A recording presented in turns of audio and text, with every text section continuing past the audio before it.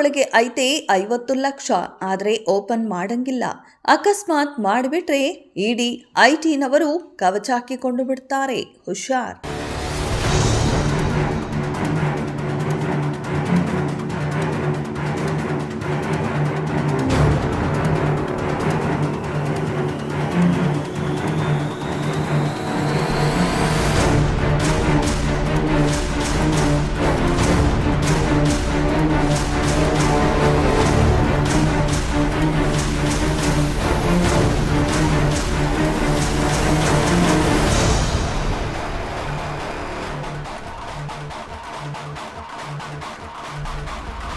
ಎಂತೆಂಥ ಕಾಲ ಬಂದುಬಿಡ್ತು. ಐಟಮ್ ಇಡೋಕೆ ಅಂತಾನೆ ಒಂದಷ್ಟು ಜನ ಇರ್ತಾರೆ, ಇನ್ನು ನಾಮ ಹಾಕಿಸ್ಕೊಳ್ಳೋಕೆ ಅಂತಾನೆ ಇನ್ನೊಂದಷ್ಟು ಜನ ಕ್ಯೂನಲ್ಲಿ ಇರ್ತಾರೋ ಏನೋ. ಜನ ಮರಳೋ ಜಾತ್ರೆ ಮರಳೋ ಗೊತ್ತಿಲ್ಲ. ಕಾಲ ಬಾರಿ ಕೆಟ್ಟೋಗದೆ. ಇಷ್ಟೆಲ್ಲ ಪೀಟಿಗೆ ಯಾಕೆ ಅಂತೀರಾ? ಕಬ್ಬಿಣದ ಪೆಟ್ಟಿಗೆ ತೋರಿಸಿ ಹಣ ದುಪ್ಪಟ್ಟು ಮಾಡಿ ಕೊಡೋದಲ್ಲದೆ ಕಡಿಮೆ ಬೆಲೆಗೆ ನಿವೇಶನ ಕೊಡಿಸ್ತೇನೆ ಅಂತ ನಂಬಿಸಿ ವ್ಯಕ್ತಿಯೊಬ್ಬನಿಂದ 50 ಲಕ್ಷ ರೂಪಾಯಿ ಪಡೆದು ಉಂಡೆನಾಮ ಇಕ್ಕಿದ ವಂಚಕನನ್ನ ಸದ್ಯ ಕೋಲಾರ ನಗರದ ಸೈಬರ್ ಕ್ರೈಮ್ ಅಪರಾಧ ವಿಭಾಗದ ಪೊಲೀಸರು ಬಂಧಿಸಿದ್ದಾರೆ.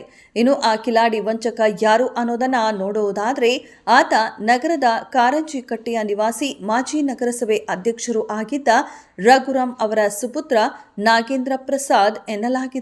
ಇನ್ನು ಘಟನೆಗೆ ಸಂಬಂಧಿಸಿದಂತೆ ವಂಚಕ ನಾಗೇಂದ್ರ ಪ್ರಸಾದ್ ನಗರದ ವೆಂಕಟಾಚಲಪತಿ ಎಂಬಾತನಿಗೆ ಹಣ ದುಪ್ಪಟ್ಟು ಮಾಡಿಕೊಡುವುದಾಗಿಯೂ ಹಾಗೂ ಕಡಿಮೆ ಬೆಲೆಗೆ ನಿವೇಶನ ಕೊಡಿಸುವುದಾಗಿಯೂ ನಂಬಿಸಿ 50 ಲಕ್ಷ ರೂಪಾಯಿ ಪಡೆದಿದ್ದ. ಎಷ್ಟು ದಿನಗಳು ಕಳೆದರೂ ಹಣ ವಾಪಸ್ ಕೊಡದೆ ಆರೋಪಿ ನಾಗೇಂದ್ರ ಪ್ರಸಾದ್ ಸಬೂಬು ಹೇಳುತ್ತಲೇ ಕಾಲ ಕಳೆಯುತ್ತಿದ್ದ ಎನ್ನಲಾಗಿದ್ದು, ಹಣ ಕೊಟ್ಟ ವೆಂಕಟಾಚಲಪತಿಯ ಕಾಟ ಹೆಚ್ಚಾದಾಗ ಮಾಂಡ್ರಕ್ ಐಡಿಯಾ ಮಾಡಿದ ನಾಗೇಂದ್ರ ಪ್ರಸಾದ್ ಭದ್ರಪಡಿಸಿದ್ದ ಟ್ರಂಕ್ ಒಂದನ್ನು ನೀಡಿ, ಇದರಲ್ಲಿ 50 ಲಕ್ಷ ರೂಪಾಯಿ ಇದೆ, ಇದನ್ನು ನಾನು ತಿಳಿಸುವವರಿಗೆ ಓಪನ್ ಮಾಡಬೇಡ, ಹಾಗೊಂದು ವೇಳೆ ಏನಾದ್ರೂ ನೀನು ಓಪನ್ ಮಾಡಿದ್ರೆ ಇದು ಸೆನ್ಸಾರ್ ಸೂಟ್ ಕೇಸ್ ಸಾಗಿಸಿರುವುದರಿಂದ ತಕ್ಷಣವೇ ಜಾರಿ ನಿರ್ದೇಶನಾಲಯದವರಿಗೆ ಹಾಗೂ ಲೋಕಾಯುಕ್ತರಿಗೆ ಮಾಹಿತಿ ತಿಳಿಯುತ್ತದೆ ಎಂದು ತಿಳಿಸಿ ನೀಡಿದ್ದ ಎನ್ನಲಾಗಿದೆ. ಇನ್ನು ಅದೆಷ್ಟೋ ದಿನವಾದರೂ ದುಡ್ಡು ವಾಪಸ್ ಬರದೇ ಇರುವ ಕಾರಣ ಅನುಮಾನಗೊಂಡ ವೆಂಕಟಾಚಲಪತಿ ಸೂಟ್ಕೇಸ್ ತೆಗೆದು ನೋಡಿದಾಗ ಅದರಲ್ಲಿ ಒಂದಷ್ಟು ಪೇಪರ್ ಬಂಡಲ್ಗಳು ಹಾಗೂ ಒಂದಷ್ಟು ಪುಸ್ತಕಗಳು ಮಾತ್ರ ಇದ್ದದ್ದನ್ನು ಕಂಡು, ಓ 2 ಬಿಳಿ 1 ಕೆಂಪು ನಾಮ ಫೆಕ್ಸ್ ಅಂತ ತಿಳಿದು ಗಾಬರಿ ಬಿದ್ದು ಸೈಬರ್ ಠಾಣೆಗೆ ದೂರು ನೀಡಿದ್ದಾರೆ. ನಂತರ ಪೊಲೀಸರು ನಾಗೇಂದ್ರ ಪ್ರಸಾದ್ನನ್ನ ಖೆಡ್ಡಾಗಿ ಕೆಡವಿಕೊಂಡು ತೀವ್ರ ತನಿಖೆ ನಡೆಸುತ್ತಿದ್ದಾರೆ. ಇನ್ನು ಜಿಲ್ಲಾ ರಕ್ಷಣಾಧಿಕಾರಿ ನಿಖಿಲ್ ಅವರು ಆರೋಪಿ ನಾಗೇಂದ್ರ ಪ್ರಸಾದ್ ಮಾಡಿರುವ ವಂಚನೆಯ ಬಗ್ಗೆ ವಿವರಿಸಿದ್ದಾರೆ.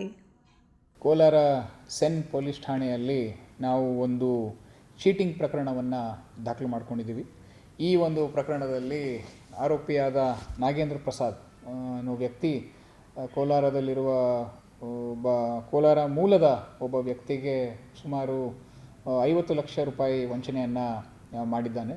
ಇಲ್ಲಿ ಅವನು ಮೊದಲು ಸೈಟ್ ಕೊಡಿಸ್ತೀನಿ ಅಂತ ಹೇಳ್ತಾನೆ, ದುಡ್ಡನ್ನು ಡಬಲ್ ಮಾಡಿಕೊಡ್ತೀನಿ ಅಂತ ಹೇಳಿ ಕಾಸನ್ನು ಇಸ್ಕೊಂಡು ನಂತರ ಅವರು ಏನೂ ಕೊಡದಲ್ಲೇ ಅವ್ರಿಗೆ ಮೋಸ ಮಾಡಿರೋ ಒಂದು ಕೇಸನ್ನು ನಾವು ರಿಜಿಸ್ಟರ್ ಮಾಡ್ಕೊಂಡಿದ್ದೀವಿ. ಇದಲ್ದಲೇ ಅವರು ಕೊನೆಗೆ ದುಡ್ಡು ಕೊಡ್ತೀವಿ ಅಂತ ಹೇಳಿ ಒಂದು ಟ್ರಂಕನ್ನು ಕೊಡ್ತಾನೆ.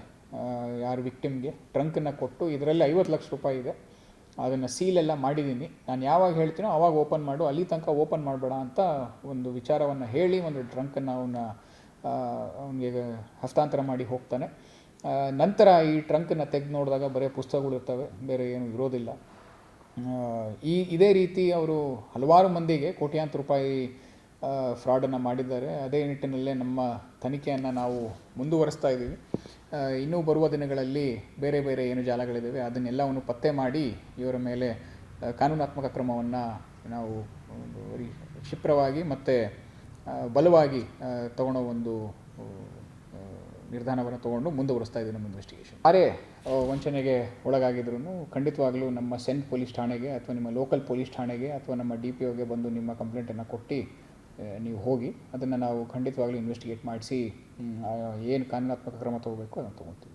ನಾಗೇಂದ್ರ ಪ್ರಸಾದ್ ಇನ್ನೂ ಒಂದು ಪ್ರವೃತ್ತಿಯನ್ನು ಬೆಳೆಸ್ಕೊಂಡಿದ್ದ. ಅವನು ಒಂದು ಟ್ರಂಕನ್ನು ಕೊಟ್ಟು ಆ ಟ್ರಂಕ್ ಒಳಗೆ ಸೆನ್ಸರ್ ಇರುತ್ತೆ, ಲೋಕಾಯುಕ್ತಗೆ ಎಲ್ಲರಿಗೂ ಗೊತ್ತಾಗುತ್ತೆ, ನೀವು ಈ ಟ್ರಂಕನ್ನು ನಾನು ಸೀಲ್ ಮಾಡಿದ್ದೀನಿ, ಅದಕ್ಕೆ ಸೆನ್ಸರ್ ಇರೋದ್ರಿಂದ ಓಪನ್ ಮಾಡಬೇಡಿ ಅಂತ ಎಲ್ಲ ಹೇಳಿ ಮೋಸ ಮಾಡಿರ್ತಾನೆ.